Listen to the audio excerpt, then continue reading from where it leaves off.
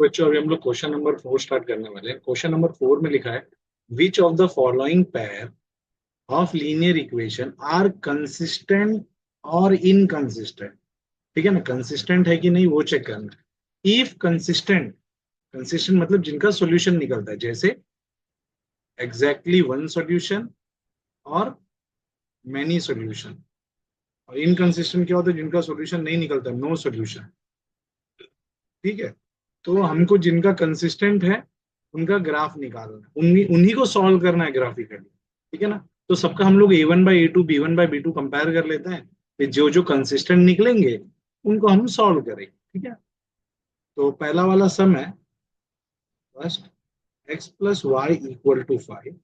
लिखा है 2x+2y is 10। तो इसका A1 A2 B1 B2 निकालता हूँ। A1 हो गया 1, B1 हो गया 1 और C1 हो गया 5। A2 हो गया 2, B2 हो गया 2 और C2 हो गया 10।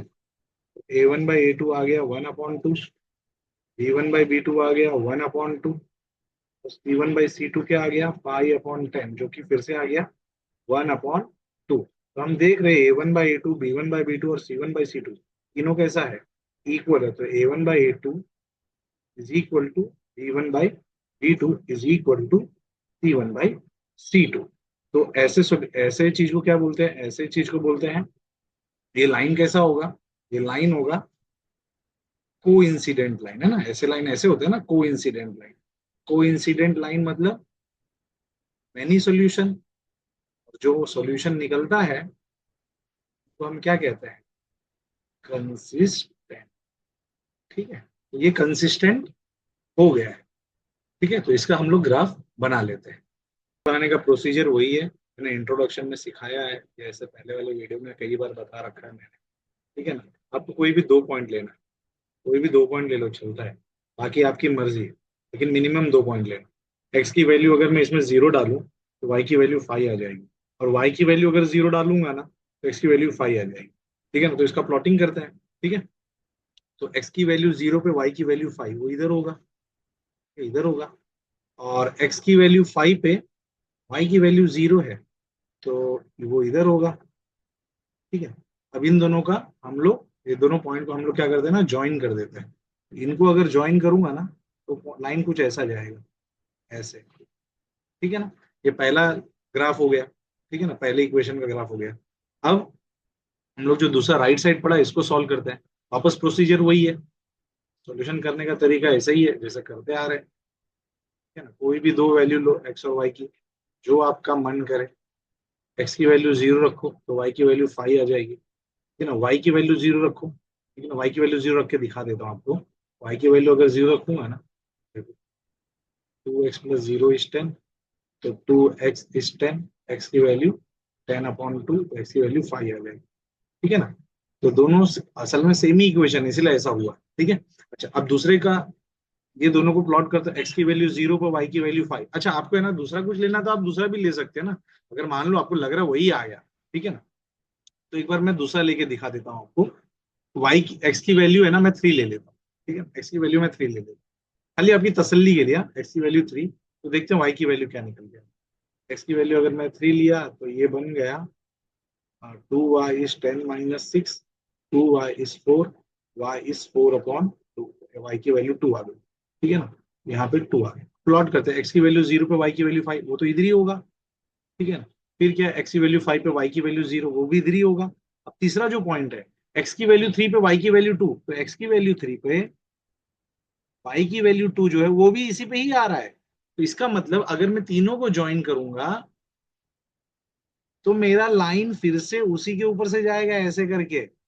आप समझ रहे बात, तो ये कितनी बार टच हो रहा है, देखो ना कितनी बार टच हो रहा है, बहुत बार टच हो रहा है। इधर देखो दोनों ब्लू और ब्लैक, देखो कितनी बार टच हो रहा है, बहुत बार टच हो रहा है। देखो देखो फ्लिकर हो रहा है, देखो, देखा ना। तो हम ये बोलेंगे इसके मेनी सॉल्यूशन है, ये दोनों बहुत बार टच हुआ है। क्वेश्चन नंबर 2 में x - y is 8 दिया हुआ है। ठीक है ना, तो इसका A1 A2 निकालते, A1 B1 और C1 हो जाएगा 1, फिर ये हो जाएगा -1 और C1 हो जाएगा 8। दूसरे वाली इक्वेशन से 3x - 3y 16 से A2 निकालते हैं 3, B2 निकालते हैं -3 और C2 निकालते हैं 16। तो a1/a2 कितना हो जाएगा, 1/3। ठीक है, b1/b2 निकालते हैं, ये हो जाएगा -1/-3, कट के क्या बचा, 1/3। c1/c2 निकालते हैं, 8/16, ये कट के क्या बचेगा, हाफ। तो हम देख रहे हैं a1/a2 इक्वल टू तो है b1/b2 के, ठीक है ना, लेकिन c1/c2 के इक्वल नहीं है। तो ऐसे लाइन को हम क्या बोलते हैं, पैरेलल लाइन। पैरेलल लाइन मतलब ऐसे जा रहा है, ऐसे जा रहा है, नहीं टच ही नहीं हो रहा है, टच नहीं हो रहा है तो क्या बोलेंगे, नो सॉल्यूशन। और नो सॉल्यूशन मतलब इनकंसिस्टेंट। तो इसका तो हमको ग्राफ बनाना नहीं है, तो ठीक है ना, इसका हमने ग्राफ बना लिया, इसको हमने ग्राफ बनाना नहीं है। ठीक है, क्योंकि उन्होंने बोला ना जो कंसिस्टेंट होगा, अगर कंसिस्टेंट होगा तो सॉल्यूशन निकालो ग्राफिकली। फिर हम नेक्स्ट सम की तरफ बढ़ते हैं। इसका ग्राफ, इसका नंबर 3, क्वेश्चन नंबर 3 में जो पहला इक्वेशन है ये वाला, इसका a1 a2 निकाल लेते हैं। a1 हो गया 2, b1 हो गया 1, c1 हो गया -6। इसी तरीके से इसका निकाल लेते हैं, ठीक है ना। आपको एक ही चीज याद रखना है, एक सेकंड मैं एक बार बता दूं आपको। आप ये देख रहे हो ना, इसका जो सी है वो लेफ्ट साइड है, इसका भी सी लेफ्ट साइड है, तो दोनों चलेगा। ये राइट साइड है, इसका भी राइट साइड है, चलता है, ठीक है ना। लेकिन एक लेफ्ट एक राइट है तो उसको बैलेंस करना पड़ता है, तो सही रखना पड़ता है, ठीक है ना। इसी तरह से a2 निकाला 4, b2 निकाला -2, और c2 क्या निकाल लिया, -4। a1/a2 निकालते, a1/a2 आ गया 2/4, जो कि निकल के आ गया 1/2। b1/b2 निकालूंगा तो ये आ जाएगा 1/-2, और c1/c2 निकालूंगा तो हो जाएगा -6/-4, जो कि कट के आ गया 3/2। ठीक है, तो मैं देख रहा हूँ a1/a2 तो क्या है, नॉट इक्वल टू b1/b2 आ गया, ठीक है ना।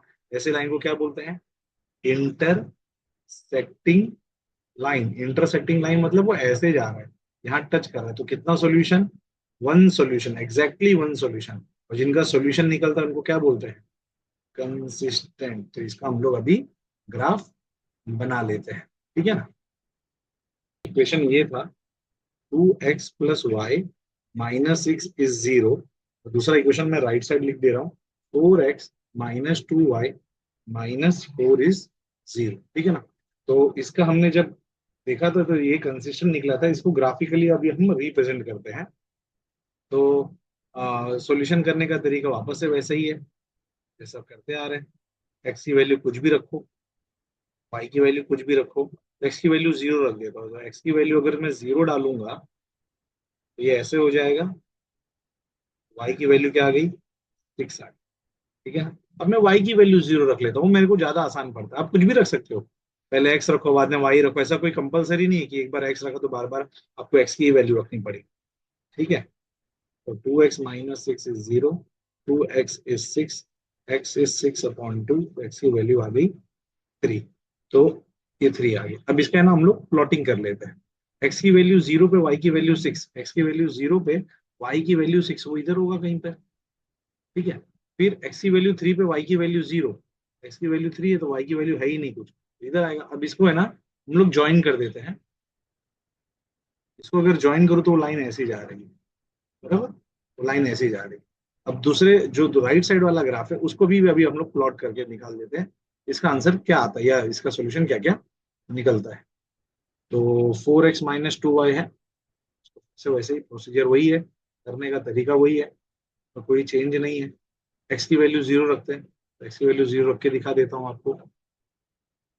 तो 0 - 2y - 4 = 0, -2y = 4, y = 4/-2, y की वैल्यू आ गई -2, तो यहाँ पे आ गया -2। अब मैं y की वैल्यू 0 रख लेता हूँ, ठीक है ना, y की वैल्यू 0 रख लेता हूँ। तो y की वैल्यू अगर मैं 0 रखूँ, 4x - 0 - 4 = 0, 4x - 4 = 0, 4x = 4, x की वैल्यू 4/4 यानी 1, तो x की वैल्यू क्या आ गई, 1 आई। इसको प्लॉटिंग करते हैं। x की वैल्यू 0 पे, y की वैल्यू -2 है, तो x की वैल्यू 0 पे, y की वैल्यू -2 इधर आएगा, ठीक है ना। फिर x की वैल्यू 1 पे, y की वैल्यू 0 है, x की वैल्यू 1 पे, y की वैल्यू 0 है, तो वो इधर आएगा। अब इसको है ना ग्राफिक, इसको इन दोनों लाइन को अगर हम लोग ज्वाइन करें, वो लाइन कुछ ऐसे जाएगा, देखना। ये ऐसे जाए, कुछ ऐसे जाए, ठीक है ना। तो अगर हम देख रहे हैं इन दोनों को, तो ये दोनों टच किधर हो रहे हैं, ये मैं आपको दिखाता हूँ, आपको एक सेकेंड। ये दोनों आपको इधर टच होते हुए नजर आ रहे हैं, ठीक है ना, इधर टच हो रहे हैं, बराबर ना, इधर ही टच हो रहे हैं ना। तो ये अगर मैं नीचे जाऊं तो नीचे एक्स की वैल्यू 2 आ रही है, और यहाँ पे राइट साइड जाऊं, लेफ्ट साइड जाऊं तो वाई की वैल्यू 2 आ रही है। तो ये जो सोल्यूशन निकल के आया है वो 2, 2 है। तो ये जहां टच होता है वो सोल्यूशन होता है, ठीक है ना। तो आंसर 2, 2 निकला है। क्वेश्चन नंबर 4, क्वेश्चन नंबर 4 का पहला इक्वेशन निकालते हैं। पहले इक्वेशन से A1 A2 निकालते हैं। A1 हो गया 2, B1 हो गया -2, C2 सी सॉरी C1 हो गया -2। अगर आप देखोगे, इसका C लेफ्ट साइड है, इसका भी C लेफ्ट साइड ही है, ठीक है ना, तो आप लेफ्ट साइड रख सकते हो, कोई दिक्कत नहीं। तो A2 हो गया आपका 4, B2 हो गया -4, यहाँ से निकाल रहा हूँ ना, यहाँ से निकाल, B2 और C2 हो गया -5। अगर ये 5 इधर होता तो मुझे इधर भेज के फिर सॉल्व करना पड़ता, या तो इसको भी इस तरफ रखना पड़ता, ठीक है ना। लेकिन अभी तक हमने जितने सम किए सब में एक ही तरफ रखा है, ठीक है। तो C2 आपका आ गया -5। A1/A2 का रेशियो निकालते, A1/A2 आ गया 2/4, इसको सॉल्व किया तो ये आ गया। उसी तरीके से B1/B2 निकालते हैं, ये हो जाएगा -2/-4, ये भी आ गया, हाफ हो जाएगा, 2/4 कट हो जाएगा। C1/C2 निकाले तो -2/-5, ये भी कट कट, क्या आ गया, 2/5। तो A1/A2 इक्वल टू तो आया B1/B2 के, लेकिन नॉट इक्वल टू C1/C2 आया, ठीक है ना। ऐसे लाइन को क्या बोलते हैं, ऐसे लाइन को बोला जाता है पैरेलल लाइन, ठीक है ना। पैरेलल लाइन मतलब वो लाइन ऐसी जा रही होगी, ठीक है ना, ऐसे पैरेलल है, पैरेलल यानी टच नहीं हो रहा है, तो नो सॉल्यूशन। और जिनका सॉल्यूशन नहीं निकलता उनको क्या बोलते हैं, इनकंसिस्टेंट। तो इसका ग्राफ आपने को बनाना नहीं है।